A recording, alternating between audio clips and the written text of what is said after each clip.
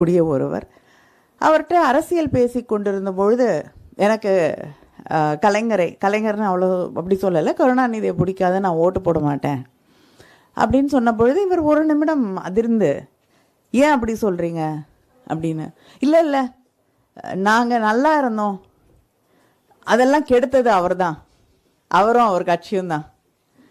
இன்றைக்கி நாங்கள் உலகம் பூரா போய் பல இடங்களில் கஷ்டப்பட்டு வேலை பார்க்கக்கூடிய ஒரு நிலைமைக்கு எங்களை கொண்டு வந்து விட்டு எல்லாரையும் கொண்டு வந்து எங்கள் இடத்துல உட்கார வச்சது அவங்க தான். அதனால் நான் எந்த காலத்துலேயும் அவங்களுக்கு ஓட்டு போட மாட்டேன். அப்பொழுது அந்த வெறுப்பு, அந்த கோபம், அந்த காழ்ப்பு. ஆனால் அதே நேரத்திலே சிந்தித்து பார்த்தால் திராவிடத்துடைய வெற்றி என்பது அதுதான். இத்தனை ஆண்டுகள் கழித்தும், இத்தனை வருஷத்துக்கு பிறகும் அவங்களுக்கு நியாயம் புரியல. ஆனா நியாயமே புரியாதவங்களையும் வெற்றி பெற்று எந்த இடங்களுக்குள்ளெல்லாம் நம்ம வர முடியாது என்ற ஒரு நிலை இருந்ததோ, இன்று அந்த இடங்களிலே யாரெல்லாம் ஒடுக்கப்பட்டார்களோ, யாரெல்லாம் ஓரங்கட்டப்பட்டார்களோ, யாரெல்லாம் நீ எனக்கு சமம் இல்லை என்று நடத்தப்பட்டார்களோ, இன்று அந்த இடங்களிலே அவர்களை கொண்டு வந்து அழகு பார்ப்பதுதான் திராவிடம். அதை நாம் செய்திருக்கிறோம். இன்னைக்கு தமிழ்நாடு அரசு ஒரு எனக்கு ரொம்ப பிடிச்ச ஒரு திட்டம் இது. மாடல் ஸ்கூல்னு ஒன்று உருவாக்கியிருக்காங்க.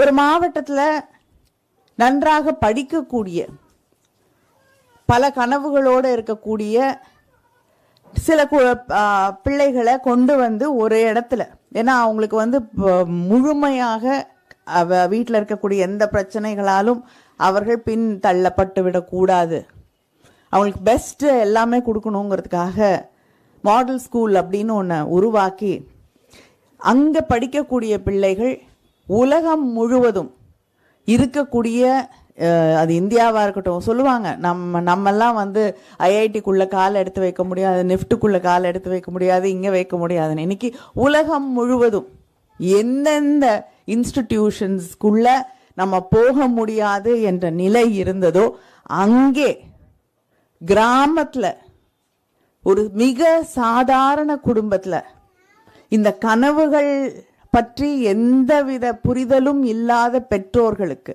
இப்படியெல்லாம் கனவு காணலாமா, தப்பு இல்லையா, நம்மளால முடியுமான்னு நினைக்கக்கூடிய பெற்றோர்களுக்கு பிறந்திருக்கக்கூடிய அந்த பிள்ளைகள் இப்படிப்பட்ட யூனிவர்சிட்டிஸ்ல இன்னைக்கு போய் படிக்கக்கூடிய வாய்ப்பை இந்த அரசு உருவாக்கி இருக்கிறது. அதுதான் திராவிடம் 2.0. இதை தான் அவர்களால் சகித்து கொள்ள முடியவில்லை, இதைத்தான் அவர்களால் ஏற்றுக்கொள்ள முடியவில்லை. அரசியல் இல்லை பிரச்சனை, அவங்களுக்கும் தெரியும் இந்த தடவை ஒருத்தர் ஆட்சிக்கு வந்தால் இன்னொருத்தவங்களுக்கு இன்னொரு முறை வாய்ப்பு கிடைக்கலாம் என்று. தமிழ்நாட்டில் அவங்களுக்கு வாய்ப்பு இல்லை, ஆனால் வேற யாருக்காவது வாய்ப்பு கிடைக்கலாம். ஆனால் தமிழ்நாடு அவர்களுக்கு கதவை பூட்டியே வைத்திருக்கிறது. அதுக்கு நம்முடைய அடிப்படையில் நமக்கு இருக்கக்கூடிய இந்த திராவிடம் என்ற அந்த உணர்வு. சில பேர் கோயிலுக்கு போவாங்க, சில பேர் மத நம்பிக்கைகளில் மூழ்கி இருக்கக்கூடியவர்களாக இருப்பார்கள். ஆனால் அத்தனை பேரும் பெரியாரை திட்டினீங்கன்னா ஒன்னா நிற்கக்கூடிய ஒரு மாநிலம் தமிழ்நாடு. என்னென்னவோ பிளவுகளை, பிரிவுகளை நமக்குள்ளே ஏற்படுத்திடலான்னு நிறைய கனவுகளோடு வேலை செஞ்சிட்டு இருக்காங்க, புதுசாக எதையாவது உருவாக்கிட்டு இருக்காங்க. ஆனால் அதை அத்தனையும் தாண்டி தமிழ் உணர்வு என்று வரும் பொழுது, கீழடியை பற்றி பேசும் பொழுது, தமிழன் என்ற அந்த பெருமையோடு ஜாதி மதம் அத்தனையும் தாண்டி நிற்கிறோமே, அதுதான் திராவிடம். அதுதான் நமக்கு திராவிடம் சொல்லி தந்திருக்கக்கூடிய ஒரு முக்கியமான விஷயம். இந்த திராவிடம் பற்றி நாம் பேசும் பொழுது இதுதான் நமக்கு அரணாக நிற்கக்கூடியது. அதை நம் அடுத்த தலைமுறைக்கு கடத்தி செல்ல வேண்டும், அடுத்த தலைமுறைக்கு கற்றுத்தர வேண்டும். அதுல நமக்கு சரியான புரிதல் இருக்க வேண்டும். எது நம்முடைய கடமை, எது கடமையோட நிக்கணும், அதுக்கு அடுத்தபடிக்கு போனோம்னா அது கடமையை தாண்டி வேற ஒரு விஷயமா மாறிடும். அந்த புரிதல் நமக்கு இருக்க வேண்டும். அதே நேரத்தில்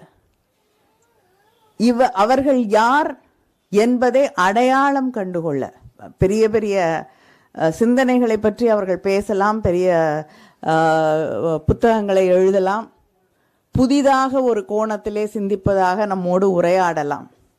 ஆனால் அதுக்கெல்லாம் பின்னாடி இருக்கக்கூடிய நோக்கம் என்ன என்பதை நாம் சரியாக கண்டுகொள்ள வேண்டும். இங்கே பேசும்பொழுது இந்த நாடே கொண்டாடக்கூடிய சில நேர்மையாளர்களை பற்றியெல்லாம் செந்தில் அவர்கள் பேசினார்.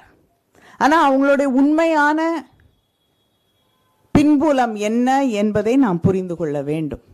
நம்மளை பற்றி 1000 விஷயங்களை தொடர்ந்து தூற்றிக்கொண்டே இருப்பார்கள்.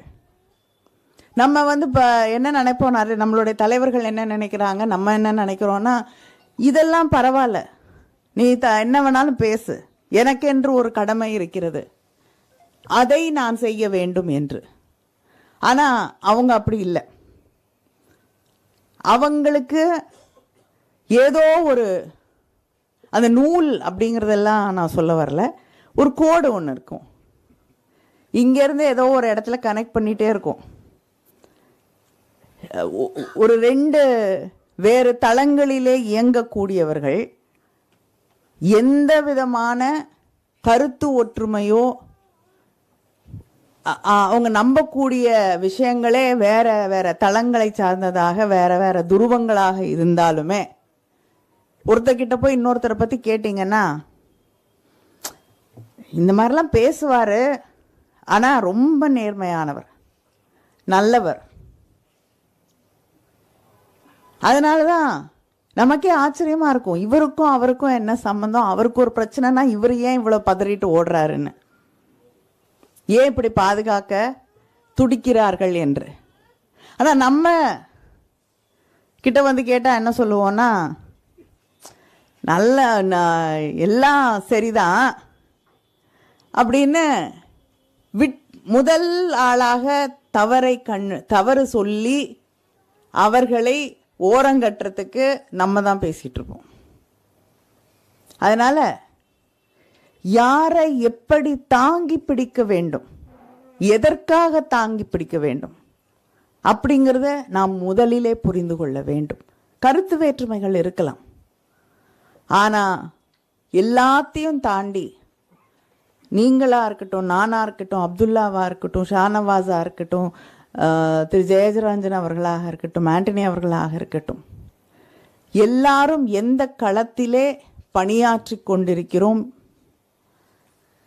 என்பதை நாம் புரிந்து கொள்ள வேண்டும். எதற்காக பணியாற்றி கொண்டிருக்கிறோம், எதையெல்லாம் பாதுகாப்பதற்கு பணியாற்றி கொண்டிருக்கிறோம் அப்படிங்கிறது புரிஞ்சிட்டோம்னாலே யாரை பதவியில் வைக்கணும், யாரை பதவியில் வைக்கக்கூடாதுன்னு நமக்கு தெளிவாக புரிஞ்சிடும். ஏன்னா தேர்தல் நேரத்துக்கு தமிழ்நாட்டை வித்துட்டு அதுக்கப்புறம் நான் பார்த்துக்கிறேன் அப்படின்னு சொன்னா, காம்ப்ரமைசஸ் அவசியம் உலகத்தில், நான் இல்லைன்னு சொல்லலை. ஆனால் எந்த நேரத்தில் எப்பொழுது அந்த யாரோடு அதை செய்து கொள்கிறோம் என்பதையும் நாம் புரிந்து கொண்டு செய்ய வேண்டும். அதனால நமக்குள்ளே இருக்கக்கூடிய சின்ன சின்ன வேற்றுமைகள், கருத்து வேற்றுமைகள், இதற்காக நம்ம ஒருத்தர் விட்டு கொடுத்து விட்டு எதை பாதுகாக்க வேண்டுமோ அதை பாதுகாக்க தவறிவிடக்கூடாது என்பதை நாம் புரிந்து கொள்ள வேண்டும். அதுதான் திராவிடத்தை பாதுகாக்கக்கூடிய மிக முக்கியமான ஒன்று. அதை பாதுகாப்பதற்கு எங்கெல்லாம் விழிப்போடு இருக்க வேண்டும் என்று சொல்லுவதற்கான புத்தகம்தான் இந்த புத்தகம். அதனால் இதை நீங்கள் படிக்கிறீங்களோ இல்லையோ, நிச்சயமாக உங்கள் பிள்ளைகளுக்கு வாங்கி கொடுங்க. அவங்க தெளிவோடு இருக்க வேண்டும். திராவிடத்தை பாதுகாப்பது அவர்கள் கைகளிலும் இருக்க வேண்டும். நன்றி, வணக்கம்.